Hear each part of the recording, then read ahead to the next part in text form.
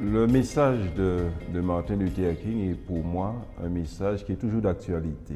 C'est un message pertinent parce qu'à travers le message de Martin Luther King, on trouve toute la question de la justice, de la paix. Donc c'est un message qui est toujours pertinent. Comme le disait le Kofi Annan, que Martin Luther King a su mieux que quiconque parler des questions de justice et de paix. Et il ne fait pas que de nous parler, mais il parle aussi pour nous. Et je trouve intéressant cette approche de dire que, bien sûr, il a été la voix des sans-voix, et aujourd'hui encore, sa voix résonne pour parler de paix, pour parler de justice. Mais l'autre chose qui me permet de dire que sa voix est toujours pertinente, ou son message est toujours d'actualité, quand on regarde le monde actuel, qu'est-ce que nous voyons? Eh bien, on est toujours confronté à des questions de justice et d'injustice, à des questions de guerre dans le monde. Et même aux États-Unis, on a vu ces derniers temps qu'il y a eu des relents de ségrégation, des relents de racisme. Et dans notre pays, dans ce pays, la France, on constate aussi, ici et là, des problèmes de racisme. Donc, sa voix est toujours d'actualité, son message est toujours un message pertinent pour ceux qui aspirent à la paix, pour ceux qui aspirent à la justice, pour ceux qui aspirent à l'amour. Et il faut noter aussi que Martin Luther King avait un rêve et qui pour moi est loin d'être réalisé. Martin Luther King rappelle que son grand-père était pasteur, que son père était pasteur. Donc il a fait des études de philosophie, mais il a fait également des études de théologie. Donc il avait une solide formation en théologie. Au départ, initialement, Martin Luther King ne pensait pas au ministère pastoral. Ce qu'il envisageait, c'était soit d'être médecin, soit d'être avocat, mais toujours avec l'ambition de défendre ses frères noirs. Il ne voulait pas être pasteur parce que son père était pasteur et je pense que l'autorité de son père lui faisait peur. Mais il n'était pas très fier non plus des pasteurs noirs. Pour lui, ce qu'il mettait en avant, c'était plus l'émotion. Or, dans son cheminement, il a rencontré des professeurs cultivés, c'était aussi des ministres de l'Évangile, et ces hommes l'ont convaincu qu'il pouvait être pasteur avec une solide formation en théologie. Donc, étant convaincu, bien sûr, il a accepté d'être un pasteur et de servir dans une église baptiste noire, l'église Ebenezer. Donc, voilà ce qu'il y a d'intéressant. Et ce qu'on peut observer, qu'il n'a pas cessé d'insister sur son engagement chrétien, sur sa foi, sur sa confiance en Dieu, pour mener les combats, pour réclamer les droits civiques des Noirs aux États-Unis. Martin Luther King a été influencé par différents auteurs. Il a été influencé par des théologiens libéraux, on le voit, qui développaient un christianisme social. Il a lu aussi la pensée de Karl Marx, mais ce qu'on peut observer chez Martin Luther King, c'est ce qu'il dit lui-même, c'est la notion de la synthèse des contraires. C'est la capacité, Martin Luther King c'était un érudit, c'est la capacité de lire un certain nombre d'auteurs, mais pas forcément des gens qui avaient les mêmes idées. Donc c'est ce qui est intéressant. Donc moi je trouve que là il y avait un certain courage de lire Karl Marx et de tirer une conclusion, de dire qu'il y a des choses qui sont intéressantes et en même temps je ne peux pas le suivre jusqu'au bout parce que l'Évangile ne le permet pas. Bien sûr, il va lire aussi Henri Thoreau qui a mis en avant la notion de désobéissance civile. Donc il y a pas mal de théologiens qui ont influencé la pensée de King. Il y avait chez lui ce qu'il appelle un rejet du fondamentalisme. Donc c'est pour cela aussi qu'il a lu des théologiens libéraux afin de mieux de tirer, je dirais, trouver des choses,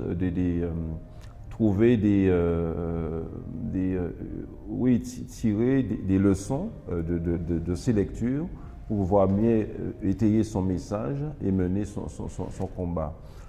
On peut dire aussi, chez King, il y a bien sûr au cœur même de son combat l'Évangile. Il y a le sermon sur la montagne, donc le message du Christ, mais il dit qu'il a été aussi influencé par la méthode gandhienne.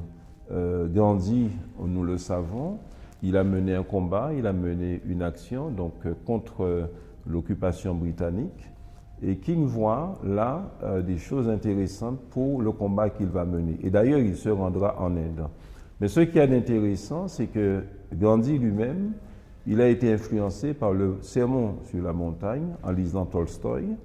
Et ce que Gandhi met en avant, c'est que le sermon sur la montagne peut être vécu de façon collective. Et c'est ce qui va intéresser Martin Luther King. Comment passer de la mise en pratique du sermon sur la montagne de façon individuelle à une façon collective pour changer les choses, pour faire avancer les choses. Et c'est là qu'il puise toute sa pensée de la non-violence, donc sa philosophie, on pourrait dire sa théologie de la non-violence, mais la méthode, il dit qu'il le tire de Gandhi. Alors, Martin Luther King je pense, d'abord, il voit l'Église comme étant une communauté prophétique. Et c'est pour cela qu'il va engager les pasteurs noirs, il va leur demander de s'engager pour changer les choses. Et on peut observer que Martin Luther King, mais aussi dans toute la tradition noire, il y avait un christianisme de contestation, c'est un christianisme de transformation sociale. Donc ça c'est intéressant de voir, on ne se résigne pas, mais on lutte, on veut changer, on veut transformer la société. L'autre chose aussi qu'on peut observer chez King, c'est qu'en fait, quand on lit ses ouvrages, quand on l'entend, on a l'impression que son combat, c'est un combat pour la justice, un combat pour la paix, un combat pour la réconciliation. Non, King va beaucoup plus loin que cela. Parler de la justice, parler de la paix, parler de la réconciliation, ce sont des moyens pour King. Ce qui intéresse King, c'est cette notion de communauté bien-aimée, beloved community. Donc, c'est-à-dire où des hommes et des femmes venant de différentes cultures, comme il disait de toute race, puisqu'à l'époque on parlait de race plus facilement, puissent vivre ensemble, on pourrait dire au-delà des appartenances culturelles, au-delà des appartenances sociales. Donc, la justice était importante, mais la vision, et quand King parle de son rêve d'humanité, et c'est cette vision. Et cette vision, bien sûr, c'est une vision prophétique. C'est une vision qui s'appuie sur ce que disent les prophètes dans l'Ancien Testament et qui s'appuie aussi sur ce que l'apôtre Jean dit en Apocalypse, qu'il voit une foule nombreuse composée de gens qui viennent de toutes nations, de toutes les langues, des peuples, on pourrait dire du monde entier. Et c'est ça la vision de King. C'est plus qu'un rêve, en fait, cette notion de communauté bien-aimée chez lui. Ce combat n'était pas partagé par tout le monde. Ce combat n'était pas partagé par tous les Noirs. Par exemple, à côté, quand King se bat et quand il choisit l'option de la non-violence, il y a à côté Malcolm X. Et Malcolm X prône la violence. White man pays Reverend Martin Luther King, subsidizes Reverend Martin Luther King, so that Reverend Martin Luther King can continue to teach the Negroes to be defenseless.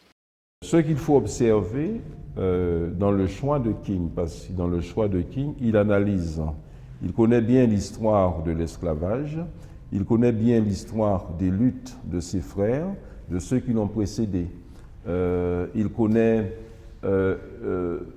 donc toute cette histoire finalement. Et à un moment, la question se pose pour lui, quelle est la démarche? Quelle est la voie à prendre? La résignation, c'est la mort psychologique. Donc il dit, si on reste, si on ne fait rien, eh bien, petit à petit, on mourra finalement. Ensuite, il dit, il y a la violence, mais la violence engendre la violence. Et King dit que la haine ne peut chasser la haine, sauf seul l'amour peut chasser la haine. L'obscurité ne peut chasser l'obscurité, seule la lumière le peut. Donc, à partir de là, donc bien sûr, on voit encore, c'est la question de la synthèse des contraires, il va proposer la non-violence, la non-violence active. Et c'est intéressant, c'est la grande question qui se pose, comment une minorité peut influencer une majorité. Donc, et là, on peut dire aussi que généralement, on peut trouver soit des communautés, des minorités conformistes, soit des minorités actives. Et Martin Luther King va développer, va pour moi mettre en avant cette notion de minorité active. Et on voit souvent dans ses écrits, il dit qu'ils sont là pour créer une crise, une tension créatrice. Donc cette minorité active doit entrer en conflit avec cette majorité afin de pouvoir changer les choses. Donc c'est cette notion de tension créatrice qui est aussi pour moi quelque chose d'intéressant chez Martin Luther King. Une des choses qu'on peut observer, c'est que quand Barack Obama a été élu président des États-Unis en 2008, il a mis en honneur, je dirais, il a honoré la voix, la mémoire de Martin Luther King. Et plus tard, il va saluer le combat qu'il a mené. Il y a 5 décennies, jour pour jour, les Américains sont venus à cet endroit pour réclamer la réalisation d'une promesse faite par nos fondateurs. Ce sont des vérités évidentes. Tous les hommes sont créés égaux.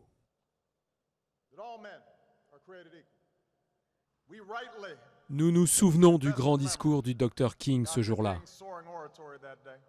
On voit que chez Barack Obama, il a manifesté une certaine reconnaissance. Donc il était conscient que sans le combat de King, et bien sûr avec les personnes qui l'ont accompagné, il ne serait pas devenu le président des États-Unis. Dans son rêve, Martin Luther King dit qu'il rêve un jour que ses enfants ne seront pas jugés par la couleur de leur peau. Donc ça montre, en faisant le choix de Barack Obama, on a jugé son caractère et non pas la couleur de sa peau, même s'il y avait bien sûr des Américains racistes qui ne voulaient pas qu'il devienne le président.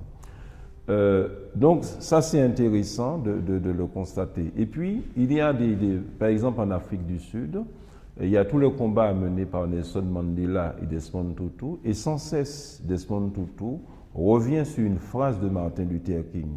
Nous devons apprendre à vivre ensemble comme des frères, sinon nous allons mourir tous comme des idiots. Et il dit que le combat, c'est Desmond Tutu qui le dit dans son livre « Il n'y a pas d'avenir sans pardon », il dit ils ont voulu mettre en pratique ce que Martin Luther King dit, c'est-à-dire apprendre à vivre comme des frères, engager un combat sans violence en Afrique du Sud. Et puis on peut observer ici et là des personnes qui se réfèrent à Martin Luther King. Je pense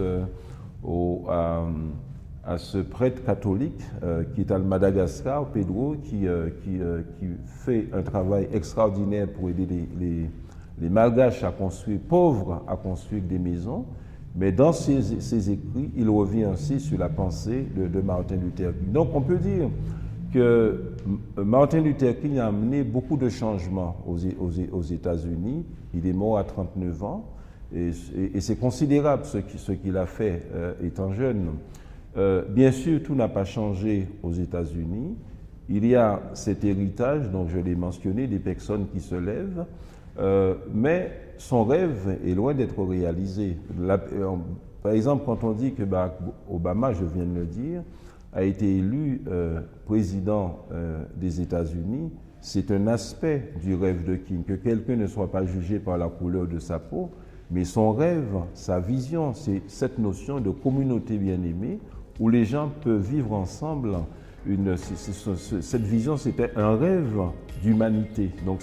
Donc là, on peut dire qu'on est loin de cela et qu'on est loin de ce rêve. Et ceux qui se réclament de Martin Luther King, ceux qui pensent qu'ils sont les héritiers de Martin Luther King, doivent se battre pour que ce rêve puisse se réaliser.